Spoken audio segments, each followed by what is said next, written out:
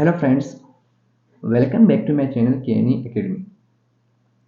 अगर आप हमारे चैनल में नए हैं तो चैनल को सब्सक्राइब कर दीजिएगा, साथ ही बेल आइकन को दबा दीजिएगा, जिससे आने वाले वीडियोस के जो भी नोटिफिकेशन हो वो आपको सही समय पर मिले और आप इसका फ़ायदा ले सकें। फ्रेंड्स, उन सभी साथियों तक हमारे केएनई एकेडमी चैनल को ज़रूर शेयर कीजिएगा जो साथी सीटीईटी जनवरी 2024 को लेकर के तैयारी कर रहे हैं, जिससे वो भी साथी हमारे केएनई एकेडमी से फ़ायदा ले सके। फ्रेंड्स, आज की वीडियो में हम लोग जो बात करने वाले हैं वो पर्यावरण अध्ययन को लेकर के बात करने वाले हैं।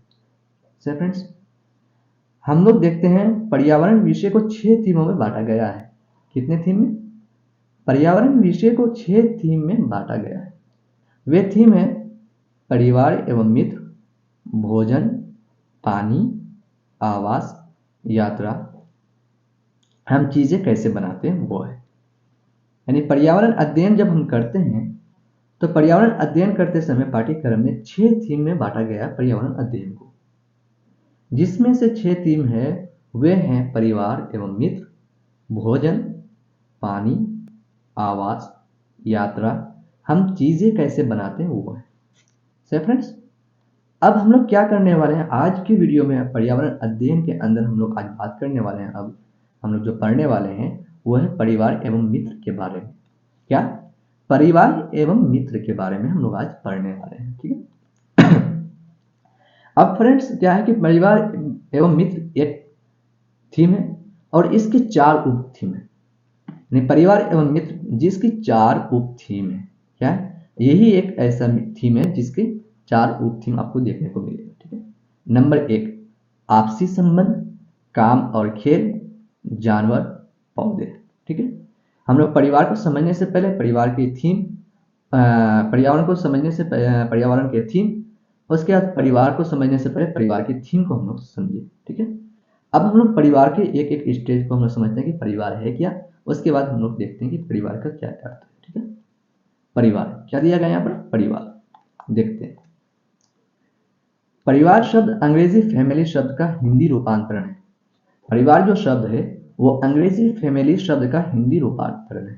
सही है। फैमिली शब्द का उत्पत्ति लैटिन शब्द फेमुलस से हुई है। ठीक है। फैमिली शब्द का जो उत्पत्ति लैटिन शब्द फेमुलस से हुई है, जो पराया एक ऐसे समूह के लिए प्रयुक्त होता है जिसमें माता पिता और बच्चे शामिल होते हैं। यानी परिवार जो शब्द है वो शब्द अंग्रेजी फैमिली शब्द से हिंदी रूपांतरण है। ठीक है। फैमिली शब्द का जो उत्पत्ति हुआ, जो जन्म हुआ है, वो लैटिन भाषा यानी लैटिन शब्द फेमुलस से हुई है। ठीक है। जो एक ऐसे समूह के लिए प्रयुक्त होता है जिसमें माता पिता और बच्चे शामिल होते हैं। सही फ्रेंड्स, अब देखते हैं आगे के क्वेश्चन, मतलब आगे के पार्ट को। ठीक है। साधारण शब्दों में विवाहित जोड़े को परिवार की संज्ञा दी जाती है। यानी परिवार का जो नाम दिया जाता है, परिवार नाम जो पड़ता है वो किसे पढ़ते हैं? साधारण शब्दों में हम कहते हैं उसे जो विवाहित जोड़े उसको परिवार की संज्ञा दी जाती है, नाम दी जाती है। ठीक है। किंतु समाज शास्त्रीय दृष्टिकोण से इसे परिवार शब्द का प्रासंगिक मापदंड नहीं माना जाता है। क्या नहीं किया जाता है? यानी समाज शास्त्रीय दृष्टिकोण से, समाज शास्त्र के तरफ से देखने से हमें परिवार शब्द का जो प्रासंगिक मापदंड है उसे नहीं माना जाता है। सही है। समाज शास्त्रियों के अनुसार परिवार में पति पत्नी और बच्चों का होना अनिवार्य होता है। ठीक है। यानी जो समाज शास्त्र है उसके अनुसार, उसके दृष्टिकोण से एक परिवार में पति पत्नी और बच्चों का होना अनिवार्य है। क्या है? अनिवार्य। ऐसे में किसी एक के अभाव से वो परिवार ना होकर गृहस्थ का रूप ले लेता है। यानी जब अगर पति पत्नी सिर्फ हो तो वो परिवार नहीं माना जाएगा। ठीक है। इसलिए ऐसा कहा जाता है कि सभी परिवार गृहस्थ तो होते हैं लेकिन सभी गृहस्थ परिवार नहीं होते। यानी इसको इसलिए कहा जाता है कि सभी परिवार गृहस्थ तो होते हैं लेकिन सभी गृहस्थ परिवार नहीं होते। सही फ्रेंड्स, अब देखते हैं हम लोग आगे क्या क्या दिया गया है। सामान्य रूप में परिवार को सामाजिक संगठन की मौलिक इकाई माना जाता है। सामान्य रूप में परिवार को सामाजिक संगठन की मौलिक इकाई माना जाता है। परिवार से ही बालक की प्रारंभिक शिक्षा प्रारंभ होती है। बालक की जो शिक्षा है वो परिवार से के द्वारा ही सबसे पहले प्रारंभ होती है। बालक परिवार के द्वारा ही प्रेम, सहयोग, अनुशासन आदि गुण सीखता है। समाज में परिवार अधिक महत्वपूर्ण समूह है। समाज में जो है परिवार एक अधिक महत्वपूर्ण समूह है। ठीक है। मैकाइवर और पेज ने परिवार को परिभाषित करते हुए कहा, परिवार पर्याप्त निश्चित जीवन संबंध द्वारा परिभाषित एक ऐसा समूह है जो बच्चों के जन्म एवं पालन पोषण की व्यवस्था करता है। यानी मैकाइवर और पेज ने परिवार को परिभाषित करते हुए कहा है, परिवार पर्याप्त निश्चित यौन संबंध द्वारा परिभाषित एक ऐसा समूह है जो बच्चों के जन्म एवं पालन पोषण की व्यवस्था करता है। सही है। अब हम लोग समझते हैं परिवार के कार्य के बारे में। हम लोग परिवार के अर्थ को समझ गए, परिवार क्या है और परिवार का मतलब क्या था उसको समझ गए। ठीक है। मैकाइवर ने परिवार के कार्यों को दो भागों में विभाजित किया है, एक है आवश्यक और एक है अनावश्यक। सही है। परिवार के आवश्यक कार्यों में घर के विभिन्न प्रावधानों को सम्मिलित किया जाता है, जबकि अनावश्यक कार्यों में मनोरंजन संबंधी कार्यों को सम्मिलित किया जाता है। आर्थिक क्रियाकलाप, शैक्षणिक क्रियाकलाप तथा लैंगिक और प्रजनन के क्रियाकलाप परिवार के आवश्यक कार्यों में सम्मिलित किए जाते हैं। यानी मैकाइवर ने परिवार के कार्यों को दो भागों में विभाजित किया है, एक आवश्यक और दूसरा अनावश्यक। क्या? एक आवश्यक और दूसरा अनावश्यक। परिवार के आवश्यक कार्यों में घर के विभिन्न प्रावधान, घर के जो कार्य है उन सभी को सम्मिलित किया गया है। घर के जो काम है वो आवश्यक है, उन सभी को सम्मिलित किया गया है आवश्यक काम में। सही है। जबकि अनावश्यक कार्यों में मनोरंजन से संबंधित कार्यों को सम्मिलित किया जाता है। आर्थिक क्रियाकलाप, शैक्षणिक क्रियाकलाप तथा लैंगिक और प्रजनन के क्रियाकलाप परिवार के आवश्यक कार्यों में सम्मिलित किए जाते हैं। सही फ्रेंड्स। अब हम लोग चलते हैं आगे। परिवार का वर्गीकरण। परिवार का भी वर्गीकरण है। सामान्य रूप से परिवार के दो वर्ग होते हैं। सामान्य रूप से परिवार के दो वर्ग, एक है एकल और दूसरा संयुक्त परिवार। लेकिन वर्तमान समय में इसके कुछ अन्य वर्ग भी प्रचलित हुए हैं। क्या हुए हैं? वर्तमान समय में इसके कुछ अन्य वर्ग भी प्रचलित हुए हैं। लेकिन हम लोग देखने वाले हैं परिवार के दो वर्ग जो निम्नलिखित है, यानी एकल परिवार और संयुक्त परिवार। सही फ्रेंड्स। न्यूक्लियर फैमिली, एकल परिवार। जिस परिवार में पति पत्नी और उनके बच्चे ही मात्र हो उसे एकल परिवार कहते हैं। ऐसे परिवार महंगाई और जनसंख्या के कारण अधिक प्रचलित हो रहे हैं। यानी एकल परिवार उसे कहते हैं जहां मात्र पति और पत्नी और उनके बच्चे ही हो, उसे न्यूक्लियर फैमिली यानी एकल परिवार कहते हैं। संयुक्त परिवार, ज्वाइंट फैमिली। जिस परिवार में माता पिता और बच्चे के अतिरिक्त चाचा चाची, दादा दादी आदि रहते हैं उसे हम संयुक्त परिवार कहते हैं। ऐसे परिवार में आदर्श नागरिकों के गुणों का विकास होता है, सामाजिक सुरक्षा की भावना विकसित होती है। ठीक है। संयुक्त परिवार यानी संयुक्त फैमिली, संयुक्त परिवार, ज्वाइंट फैमिली उसे कहते हैं जहां माता पिता, पति पत्नी, बच्चे, चाचा चाची सब मिलकर के आपस में रहते हैं, उसे क्या कहते हैं? संयुक्त परिवार। अब क्या है कि एकल परिवार और संयुक्त परिवार यानी न्यूक्लियर फैमिली और ज्वाइंट फैमिली में क्या डिफरेंस है, क्या अंतर है? एकल परिवार में आप कभी भी अपने आप को सामाजिक सुरक्षा नहीं समझ सकते, सामाजिक सुरक्षा को आप नहीं समझ सकते हैं, एहसास नहीं कर सकते। आप हमेशा एकल परिवार में अकेला पाएंगे। इसके एकल परिवार के बहुत से फायदे हैं, बहुत से हानि भी है। संयुक्त परिवार के भी बहुत से फायदे हैं, बहुत से हानि भी है, लॉस भी है। एकल परिवार में सबसे पहले लॉस है कि आपको क्या है कि आप खुद को अकेला समझेंगे, अकेला पाते हैं। आपके साथ जितनी भी परेशानी आए, जो भी परेशानी आपको है, उन सभी परेशानियों को आपको अकेला देखना होता है। वहीं संयुक्त परिवार में एक वो होती है, संयुक्त परिवार में जो है आप सब मिल करके, चाहे वो खुशी हो दुख हो, एक दूसरे में आपस में बांट लेते हैं। अगर दुख है तो दुख को आपस में बांट लेते हैं, वहीं अगर खुशी हो तो खुशी को और बांट लेते हैं आपस में। फिर हम लोग क्या करते हैं कि संयुक्त परिवार में सामाजिक सुरक्षा महसूस करने लगते हैं। यानी आप समझ सकते हैं कि समाज में हम अपने आप को बहुत स्ट्रॉन्ग समझते हैं। वहीं एकल परिवार में क्या है कि आप अपने आप को स्ट्रॉन्ग नहीं समझ पाते हैं, यानी सामाजिक सुरक्षा नहीं समझ पाते हैं। ठीक है। और इस संयुक्त परिवार में बहुत से, अगर आप ज्वाइंट फैमिली में हैं तो बहुत से इसका नकारात्मक प्रभाव भी पड़ता है, इसलिए एकल परिवार होना पड़ता है। न्यूक्लियर फैमिली का रीज़न यही है कि नकारात्मक, जब आप शादीशुदा होते हैं तो बहुत सारे रीज़न आ जाता है, बहुत सारा चीज़ हो जाता है उसमें, तो हम इन सब चीज़ों में बात ना करें। क्योंकि बहुत सारा ज्वाइंट फैमिली नहीं होने का रीज़न बहुत सारा है कि कोई ज़्यादा कमाता है, कोई कम कमाता है, कोई ज़्यादा बजाता है, कोई कम बजाता है। यानी ये सब बहुत सारे कारण हैं जो एकल परिवार और संयुक्त परिवार होने का रीज़न है। पहले संयुक्त परिवार ज़्यादा मिलते थे आप लोग को, अब एकल परिवार ज़्यादा देखने को मिलेंगे। सही फ्रेंड्स, अब देखते हैं हम लोग परिवार के महत्व। परिवार का महत्व क्या है, हम लोग क्या देखेंगे, परिवार का महत्व। बालक के ऊपर जो परिवार का महत्व है, बालक के ऊपर जो प्रभाव पड़ता है परिवार का, उस चीज को देखते हैं। बालक के परिवार की सामाजिक स्थिति भी बालक के सामाजिक विकास को प्रभावित करता है। यानी बालक का जो सामाजिक स्थिति, सामाजिक विकास है, वो बालक के परिवार की सामाजिक स्थिति पर प्रभावित करता है। यानी सामाजिक विकास जो बालक का होता है वो परिवार की सामाजिक स्थिति के अनुसार ही होता है। यानी बालक के जो परिवार है वो सामाजिक स्तर पर किस प्रकार की किस स्थिति में है, उसी अनुसार बालक का जो है सामाजिक विकास होता है। ठीक है, बालक की मानसिक क्षमता विकास में उसका वंशानुक्रम का प्रमुख योगदान होता है, जो उसे उसके परिवार माता पिता से प्राप्त होता है। यानी बालक के मानसिक क्षमता जो है, बालक की मानसिक क्षमता के विकास में उसका वंशानुक्रम का प्रमुख योगदान होता है। यानी बालक का जो मानसिक क्षमता है वो किस पर डिपेंड करता है, उसका फैमिली का जो है उसके वंशानुक्रम योगदान होता है, चाहे माता पिता हो, उसके परिवार में कुछ सदस्य हो। ठीक है, आगे देखते हैं। मानसिक विकास में बालक के भाषा विकास का भी महत्वपूर्ण योगदान होता है, जिसमें उसके परिवार की भूमिका सर्वाधिक अहम होती है। मानसिक विकास में बालक के भाषा का विकास भी महत्वपूर्ण योगदान है। बालक का जो भाषा है वो मानसिक विकास में बहुत ही महत्वपूर्ण, जिसमें उसके परिवार का भूमिका सर्वाधिक अहम होती है। यानी उसके परिवार में किस प्रकार के भाषा का उपयोग किया जाता है, किस प्रकार से भाषा को आपस में लेकर के चलते हैं, वो भाषा बालक के ऊपर प्रभाव होता है, और वही भाषा जो है बालक के मानसिक विकास में प्रभावी होता है। ठीक है, अब देखते हैं आगे। अच्छी आर्थिक स्थिति वाले परिवार में ही बालक को पौष्टिक भोजन, सही शिक्षा का वातावरण, खेल एवं मनोरंजन के अवसर आदि उपलब्ध होते हैं।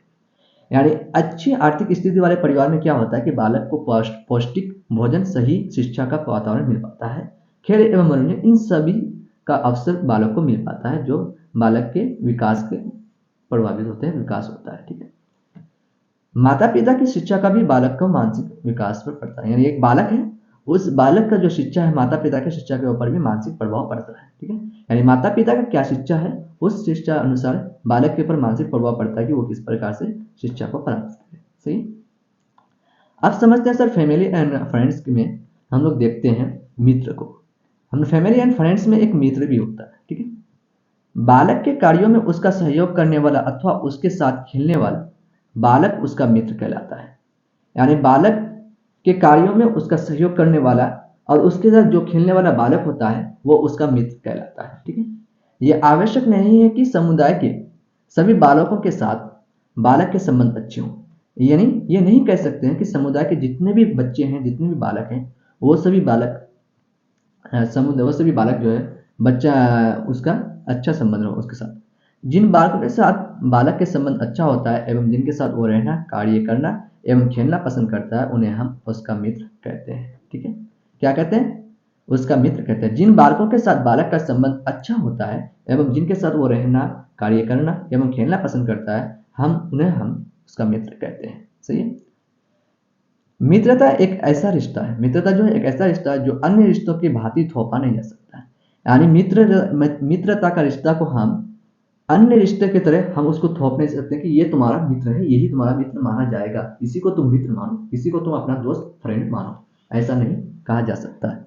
सही फ्रेंड्स, अपनी सुविधा एवं रुचि के अनुसार देख परख कर मित्र चुनने की स्वतंत्रता होती है। ये एक ऐसा बंधन होता है जो लोगों के मन को जोड़ता है और इसके आधार पर वे एक दूसरे के लिए कुछ भी करने को तैयार होते हैं। मित्रों के बीच आपसी संबंधों को मित्रता कहते हैं।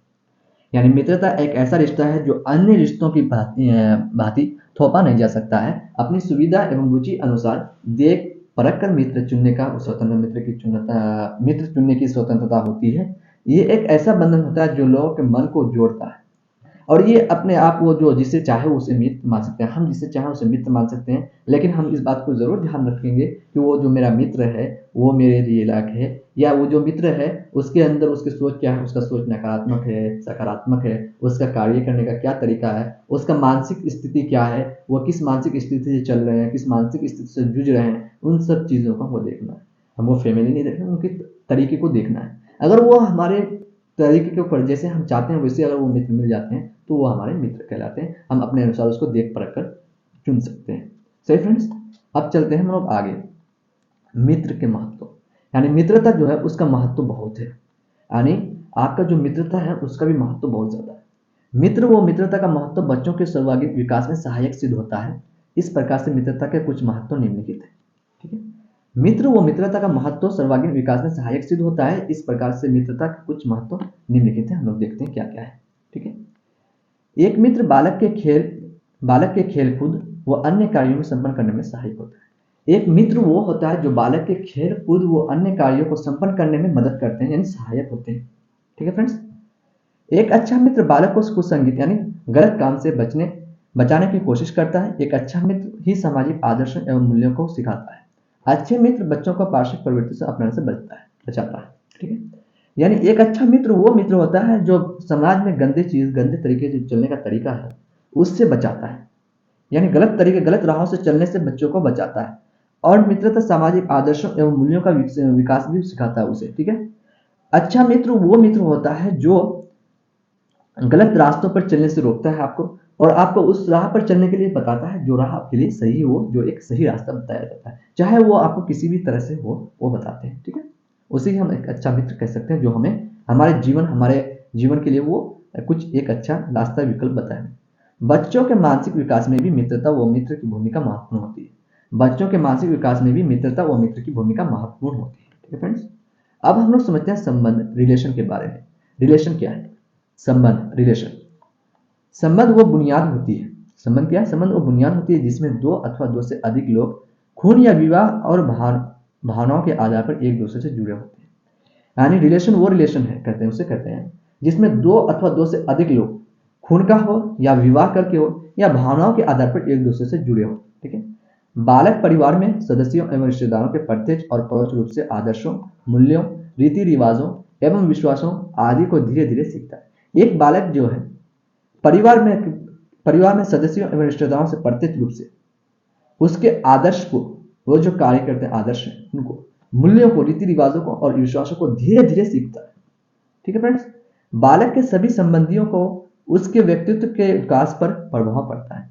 बालक के जितने संबंधी हैं, उसका जो संबंध है, रिश्तेदार हैं, उसके व्यक्तित्व के विकास पर प्रभाव पड़ता है। जैसे जैसे बालक बड़ा होता जाता है वैसे वैसे वो अपने माता पिता, भाई बहनों तथा परिवार के अन्य सदस्यों के संपर्क में आते हुए प्रेम, सहानुभूति, सहनशीलता तथा सहयोग आदि उनके सामाजिक गुणों को आत्मसात करने लगता है। ठीक है, क्या करते हैं? बालक के सभी संबंधियों का उसके व्यक्तित्व के विकास पर प्रभाव पड़ता है। जो भी संबंध, जैसे जैसे बालक बड़ा होता जाता है वैसे वैसे वो अपने माता पिता, भाई बहनों तथा परिवार के अन्य सदस्यों के संपर्क में आते हुए प्रेम, सहानुभूति, सहनशीलता तथा सहयोग आदि उनके अनेक सामाजिक गुणों को आत्मसात करने लगता है।